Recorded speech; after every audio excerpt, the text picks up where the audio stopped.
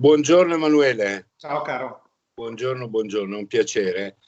Io. Allora, senti, noi stiamo realizzando una serie di video interviste che poi trasmetteremo alla regione, non solamente renderemo pubbliche a tutti gli operatori e appassionati, alla fine, appassionati anche clienti.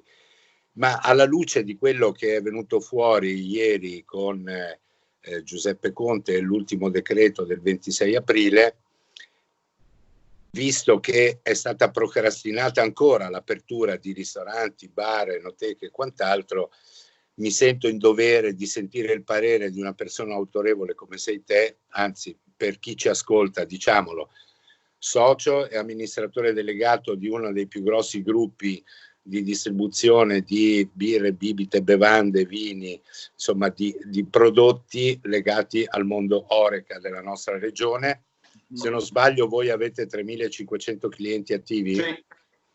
Ecco, quindi Emanuele De Biasio è una persona che ha un suo osservatorio privilegiato in questo momento, se parliamo appunto di ristorazione e di comparto Horeca. Allora, alla luce di quanto è avvenuto ieri, la tua percezione, anzi faccio un passo indietro, io vorrei sapere come è stato vissuto questo periodo di quarantena, di lockdown, sia per voi e per i vostri clienti, che immagino abbiate sentito quotidianamente. Sì, assolutamente. Vabbè, allora, ci sono più aspetti. Se devo pensare ai nostri clienti, dico che ovviamente erano molto preoccupati di una situazione che ovviamente poco chiara. L'unica cosa chiara era che non potevano più esercitare il loro mestiere. E quindi da questo punto di vista, con tutto ciò che vuol dire e quindi significa il fatto di stoppare un'azienda che fondamentalmente è in corsa. Ma stoppare praticamente da zero, cioè da 100 a 0, e quindi questo è preoccupante. Con alcune cose che sono state dette, per cui se io devo ricordarmi questo periodo qua, lo ricordo come il periodo dei proclami, va bene, ma poi quello che è stato proclamato in pratica non si vede non si vede al 100%, ok? Perché? Perché avendo appunto così tanti clienti, ti posso garantire che molti di questi sono stati informati anche da noi, nonostante tutto, e dai loro commercialisti, di fare delle domande, di fare determinate cose per mettere comunque a riparo la loro attività, almeno da un punto di vista finanziario. Va bene, e so che per certo hanno iniziato da subito, ma per moltissimi non vedono ancora un equilibrio favorevole. E quindi ci sono una serie di problematiche. E il fatto che poi non si voglia prendere nota di quello che è l'esigenza di un comparto, di quello che significa quel comparto anche dal punto di vista economico, soprattutto occupazionale, va bene, è veramente strano, veramente strano. Quindi, anche perché, scusami, finisco questo concetto, con una stagione alle porte. Quindi noi abbiamo un mare che fondamentalmente trova degli operatori che erano pronti a ripartire, anche se con 1000 rinunce, va bene, ma adesso non sanno più che cosa fare. Ci sono alcuni clienti che dicono: sai cosa c'è? Io non riapro fino a quando non ci sarà la fase terza o cominciamo a lavorare in serio, non vale la pena riaprire, che fondamentalmente con la riapertura io sono sicuro che cadranno tutte le deroghe e quindi fra non molto sarò chiamato a pagare tasse, fra non molto sarò chiamato a pagare gli affitti arretrati, va bene, per incassare che cosa? Per incassare qualche centinaio di euro forse al giorno, bene? O forse decine di euro con il discorso di fare servizio agli uffici o comunque alle attività che magari richiedono. Quindi è una situazione veramente molto molto particolare. Io sto seguendo un spontaneamente e sono stato coinvolto in questa situazione da alcuni clienti che assieme a dei colleghi stanno portando avanti una sorta di festa per il momento silenziosa il giorno, proprio questa sera o domani, adesso non mi ricordo, il flash mob, va bene, che dovrebbe fondamentalmente far aprire tutte quante le insegne alla sera di tutta Italia, va bene, a Pordenone e provincia ha un certo tipo di influenza, ci sono legate tante persone, tanti clienti e non clienti a questa cosa, ma tutti operatori del settore, e leggendo i loro messaggi ovviamente c'è di tutto e di più, c'è rabbia, c'è la volontà di dimostrare quelle che sono le cose che i soprusi, perché loro fondamentalmente si sentono oppressi da qualcosa che non ha molto senso, e quelle che sono quello che vogliono evidenziare l'abbandono, perché fondamentalmente la stessa attività di un paese tipo Germania, tipo Austria, tipo Svizzera addirittura hanno beneficiato da subito fondi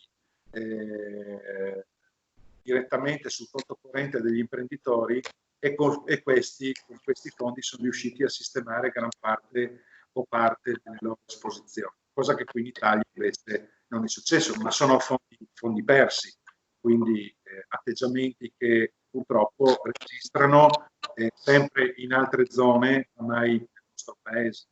Quindi chiaro che c'è ancora un ulteriore decreto che dovrà essere prorogato, ma si stanno aspettando ancora i decreti sì. che ho appena fatto, quindi andremo probabilmente a luglio, forse chiuderemo i problemi di aprile.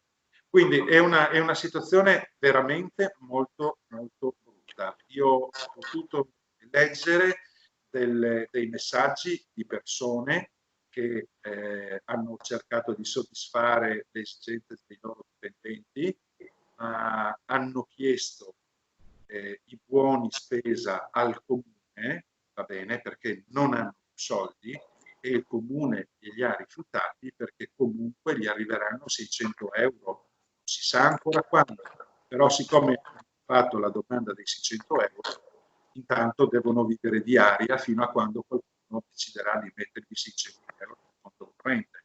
E 600 euro, sai, vuol dire fare una spesa per una famiglia. Tra le altre cose, questa persona che aveva una problematica familiare, quindi veramente, veramente si leggono delle storie incredibili. Tutto ciò poi condito da ieri, da quello che è stato veramente una, secondo me, disattenzione molto importante, perché io capisco che non voglio essere una persona cinica, va bene, e non lo sono, però a un certo punto dobbiamo pensare se è meglio avere troppo, ahimè, qualche morto in più coronavirus, se effettivamente è questo. È il coronavirus. Che c'è l'1,7% della mortalità, quindi anche sul conto di tutti sti morti dobbiamo fondamentalmente anche capire. Però non voglio entrare in queste polemiche, però a tutti gli effetti esiste un problema. Quanti poveri e quanta gente che dovrà morire di fame per una cosa di sto genere qua, perché questo è importante.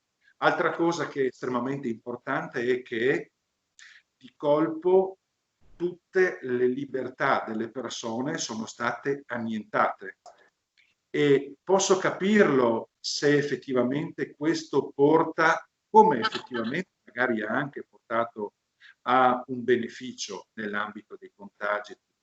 È pur vero che probabilmente gli italiani con questo insegnamento hanno capito che comportarsi in un determinato modo ne valeva la pena, ma adesso io credo che si rasenti veramente l'ossessione, va bene, e quindi non si tenga veramente conto di quello che sarà la vera ripercussione di questi stop continuativi, ok, e costanti. Addirittura procrastinare l'apertura di una stagione, procrastinare, va bene, fondamentalmente quello che potrebbe essere, non vorrei dirti una stupidaggine, ma sono centinaia di migliaia di persone che dipendono nel settore turistico, anche solo nella nostra regione, diversi milioni in tutta Italia.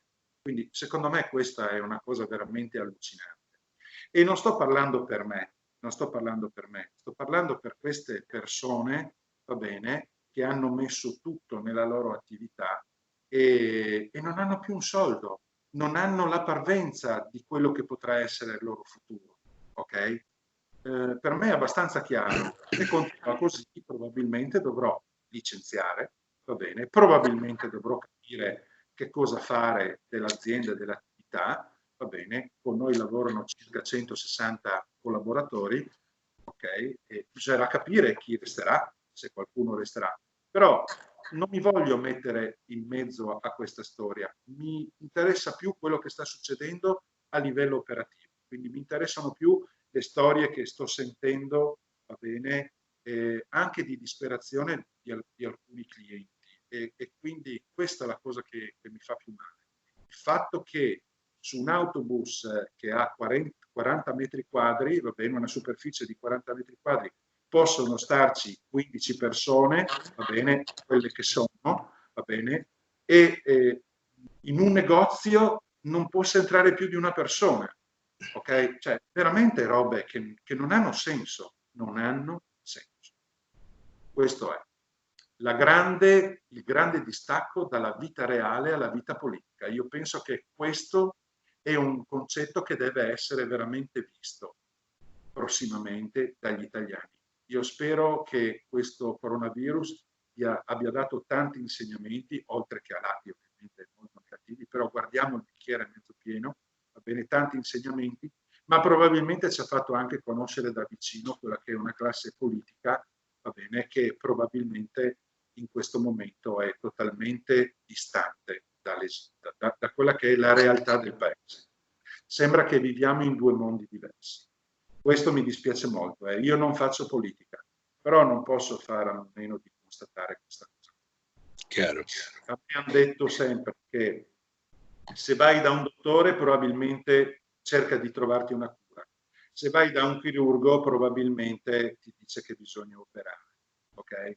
Ora, se le nostre vite devono essere vite anche economiche, devono essere messe in mano praticamente a dei dottori o comunque a pseudoscienziati, perché sinceramente non me ne sono mai occupati e mi riprometto di occuparmi da oggi in avanti di queste cose qua, anche per capire quali sono le persone che decidono. Magari anche loro hanno uno stipendio già garantito, perché tanto il problema non è loro.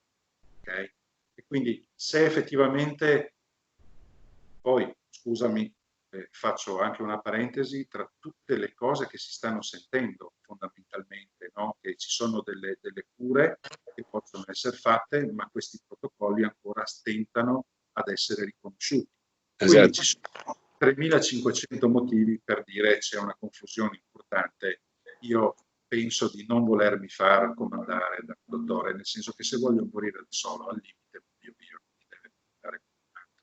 Questo volevo dire in sintesi. Se ho risposto un po' alla...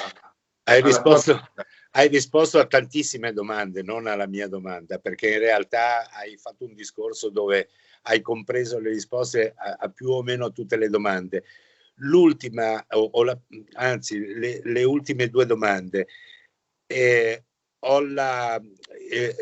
Intuitivamente ho il pensiero che mi grava moralmente, che è quello di immaginare una stagione che da noi è preclusa, è già definitivamente morta in base a tutto quello che ci siamo appena detti, e che invece addirittura potrebbe essere uno sfogo per gli italiani che decideranno di prenderlo, verso l'Austria e verso la Croazia. Mi risulta che Austria e Croazia siano già allo studio per aprire dei corridoi per i turisti italiani che vogliono andare a fare le vacanze di là.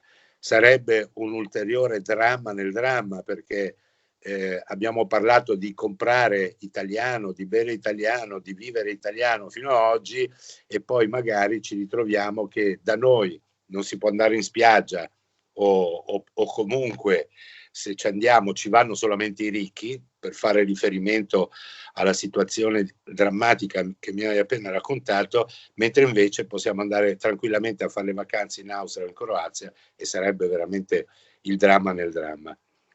Sì. Non so cosa ne pensi, non so se hai anche te allora, io settori. so che i campeggi in Croazia riapriranno con i primi di maggio, per esempio, quindi ti parlo non ovviamente tanto distante da qua, ma ti parlo dell'Istria perché ho alcune conoscenze e quindi sono spesso in contatto con loro anche per capire fondamentalmente qual è la loro situazione, perché in effetti per le nostre spiagge è chiaro che questo rappresenta un problema, okay, di concorrenza. E con l'Austria ovviamente loro partiranno per il 15, da quello che si sente, perché poi sai, trovo anche, ma questo lo si sa, che il potere lo dà l'informazione, no? Comunque se l'informazione è strumento del potere, automaticamente vieni inondato di notizie che possono essere giuste, meno giuste e quant'altro, per cui anch'io quello che ti ho citato lo cito, tranne i casi particolari, perché li leggo essendo iscritto a questo gruppo. Tutto il resto io cerco di informarmi e di avere delle situazioni, però così sembra che anche loro partano con i pubblici esercizi, quindi c'è un certo tipo di preoccupazione in più, perché già sarà difficile gestire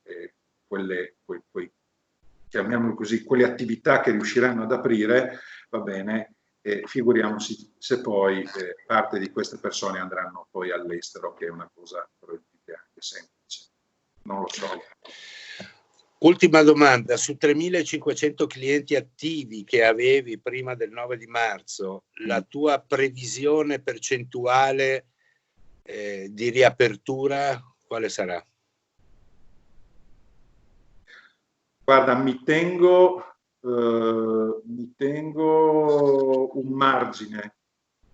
La riapertura secondo me sarà tra il 50 e il 60%. È un problema serio. Sì, sì. Un problema serio. Emanuele, non so, io ti conosco, so che cerchi veramente di guardare il bicchiere mezzo pieno. Mi rendo anche conto che in questo momento è già molto vedere il bicchiere, quindi sul mezzo pieno e mezzo vuoto direi che ci possiamo astenere per il momento. Se non ti dispiace ci risentiremo più avanti all'apertura per verificare come stanno le cose e capire quanto sarà importante il danno che stiamo per subire, perché di danno si parla. Lo è già importante. E il problema è che noi non teniamo mai conto di quelle persone che noi, nel senso come privati cittadini, ok? Magari non teniamo conto di quelle persone che tutti i giorni fanno un sacrificio della Madonna, va bene, andando ad aprire i loro locali alle 5 del mattino, alle 6 del mattino, senza un orario, va bene, chiudendolo anche a volte oltre mezzanotte, che da questa situazione qua praticamente hanno visto sparire tutte le loro certezze. Ed è questa la cosa che sinceramente mi fa più male. Tutto lì. Grazie Emanuele De Biasio. Ciao, grazie. Ciao, alla prossima.